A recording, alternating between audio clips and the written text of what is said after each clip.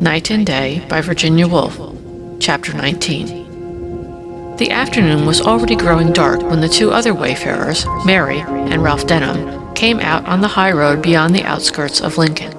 The high road, as they both felt, was better suited to this return journey than the open country, and for the first mile or so of the way they spoke little.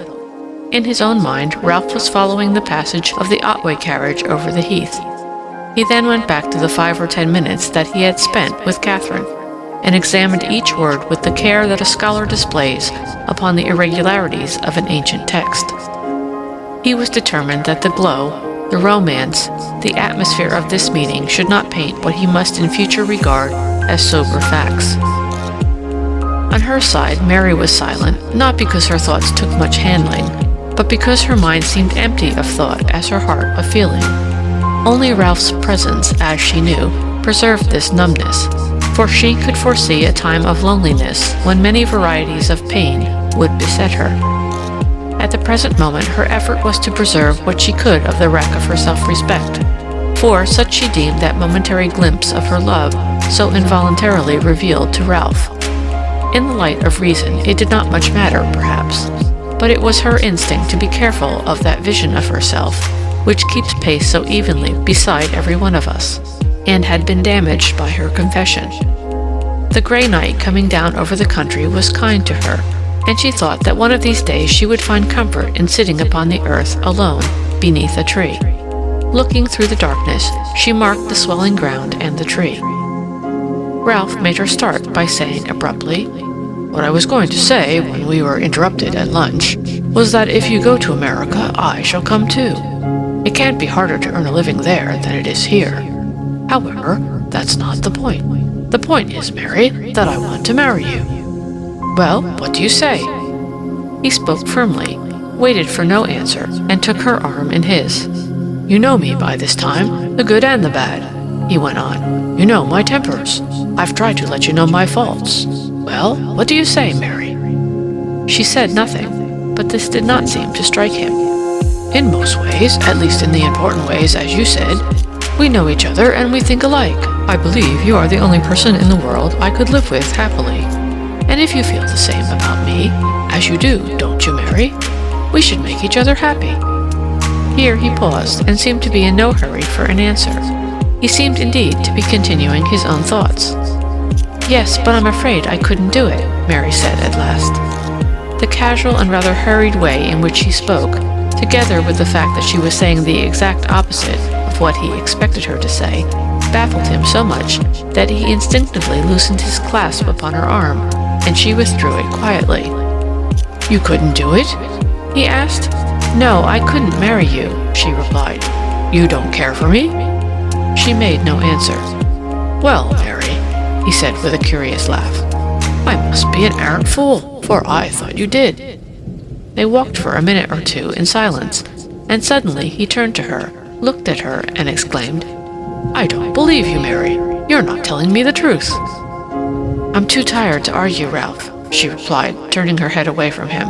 "I ask you to believe what I say. I can't marry you. I don't want to marry you."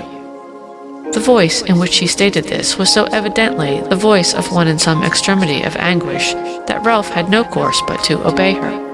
And as soon as the tone of her voice had died out, and the surprise faded from his mind, he found himself believing that she had spoken the truth, for he had but little vanity, and soon her refusal seemed a natural thing to him.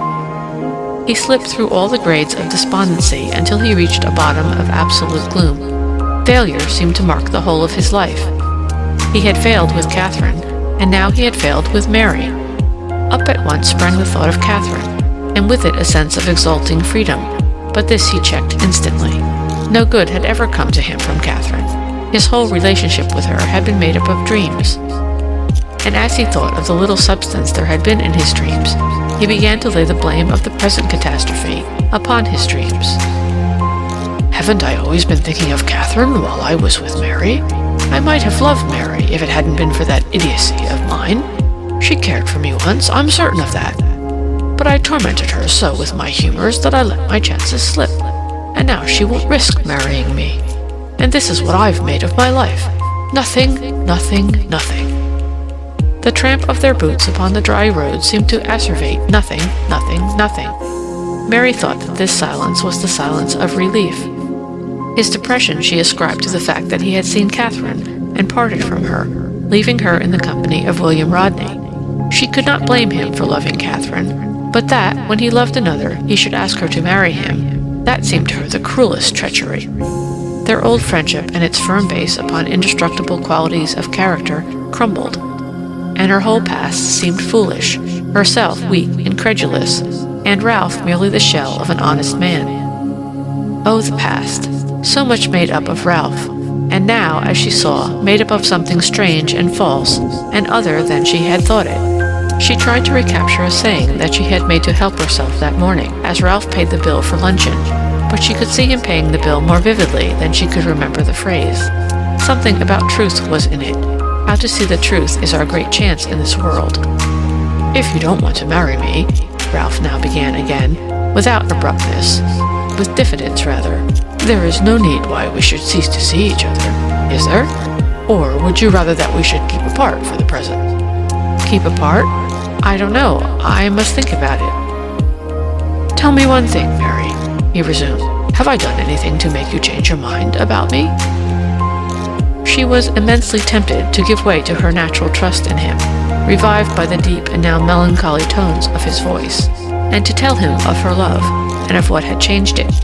But although it seemed likely that she would soon control her anger with him, the certainty that he did not love her, confirmed by every word of his proposal, forbade any freedom of speech. To hear him speak and to feel herself unable to reply, or constrained in her replies, was so painful that she longed for the time when she should be alone. A more pliant woman would have taken this chance of an explanation, whatever risks attached to it. But to one of Mary's firm and resolute temperament, there was a degradation in the idea of self-abandonment. Let the waves of emotion rise ever so high, she could not shut her eyes to what she conceived to be the truth. Her silence puzzled Ralph. He searched his memory for words or deeds that might have made her think badly of him. In his present mood, instances came but too quickly, and on top of them this culminating proof of his baseness, that he had asked her to marry him when his reasons for such a proposal were selfish and half-hearted. "You needn't answer," he said grimly. "There are reasons enough, I know. But must they kill our friendship, Mary? Let me keep that, at least." Oh, she thought to herself with a sudden rush of anguish which threatened disaster to her self-respect. It has come to this when I could have given him everything. "Yes, we can still be friends," she said, with what firmness she could muster. "I shall want your friendship," he said. He added, "If you find it possible, let me see you as often as you can. The oftener, the better. I shall want your help." She promised this, and they went on to talk calmly of things that had no reference to their feelings, a talk which, in its constraint, was infinitely sad to both of them. One more reference was made to the state of things between them late that night, when Elizabeth had gone to her room, and the two young men had stumbled off to bed in such a state of sleep that they hardly felt the floor beneath their feet after a day's shooting. Mary drew her chair a little nearer to the fire, for the logs were burning low, and at this time of night it was hardly worthwhile to replenish them. Ralph was reading, but she had noticed for some time that his eyes, instead of following the print, were fixed rather above the page, with an intensity of gloom that came to weigh upon her mind. She had not weakened in her resolve not to give way, for reflection had only made her more bitterly certain that, if she gave way, it would be to her own wish and not to his. But she had determined that there was no reason why he should suffer, if her reticence were the cause of his suffering. Therefore, although she found it painful, she spoke. "You asked me if I had changed my mind about you, Ralph," she said. "I think there's only one thing. When you asked me to marry you, I don't think you meant it. That made me angry for the moment. Before, you'd always spoken the truth." Ralph's book slid down upon his knee and fell upon the floor. He rested his forehead on his hand and looked into the fire. He was trying to recall the exact words in which he had made his proposal to Mary. "I never said I loved you," he said at last. She winced, but she respected him for saying what he did, for this, after all, was a fragment of the truth which she had vowed to live by. And to me, marriage without love doesn't seem worthwhile, she said. Well, Mary, I'm not going to press you, he said. I see you don't want to marry me. But love, don't we all talk a great deal of nonsense about it? What does one mean? I believe I care for you more genuinely than 9 men out of 10 care for the women they're in love with. It's only a story one makes up in one's mind about another person, and one knows all the time it isn't true. Of course one knows. Why, one's always taking care not to destroy the illusion. One takes care not to see them too often, or to be alone with them for too long together. It's a pleasant illusion, but if you're thinking of the risks of marriage, it seems to me that the risk of marrying a person you're in love with is something colossal. I don't believe a word of that, and what's more, you don't either, she replied with anger. However, we don't agree. I only wanted you to understand. She shifted her position as if she were about to go. An instinctive desire to prevent her from leaving the room made Ralph rise at this point and begin pacing up and down the nearly empty kitchen, checking his desire each time he reached the door to open it and step out into the garden. A moralist might have said that at this point his mind should have been full of self-reproach for the suffering he had caused. On the contrary, he was extremely angry, with the confused, impotent anger of one who finds himself unreasonably but efficiently frustrated. He was trapped by the illogicality of human life. The obstacles in the way of his desire seemed to him purely artificial, and yet he could see no way of removing them. Mary's words, the tone of her voice even, angered him, for she would not help him. She was part of the insanely jumbled muddle of a world which impedes the sensible life. He would have liked to slam the door or break the hind legs of a chair, for the obstacles had taken some such curiously substantial shape in his mind. I doubt that one human being ever understands another, he said, stopping in his march and confronting Mary at a distance of a few feet.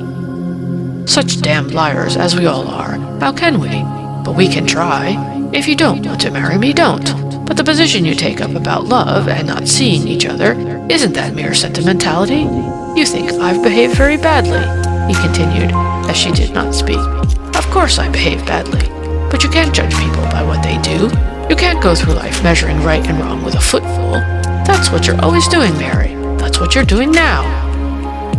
She saw herself in the suffrage office, delivering judgment, meting out right and wrong, and there seemed to her to be some justice in the charge, although it did not affect her main position. I'm not angry with you, she said slowly. I will go on seeing you as I said I would. It was true that she had promised that much already, and it was difficult for him to say what more it was that he wanted. Some intimacy, some help against the ghost of Catherine, perhaps. Something that he knew he had no right to ask. And yet, as he sank into his chair and looked once more at the dying fire, it seemed to him that he had been defeated, not so much by Mary as by life itself. He felt himself thrown back to the beginning of life again, where everything has yet to be won. But in extreme youth, one has an ignorant hope. He was no longer certain that he would triumph. End of chapter 19.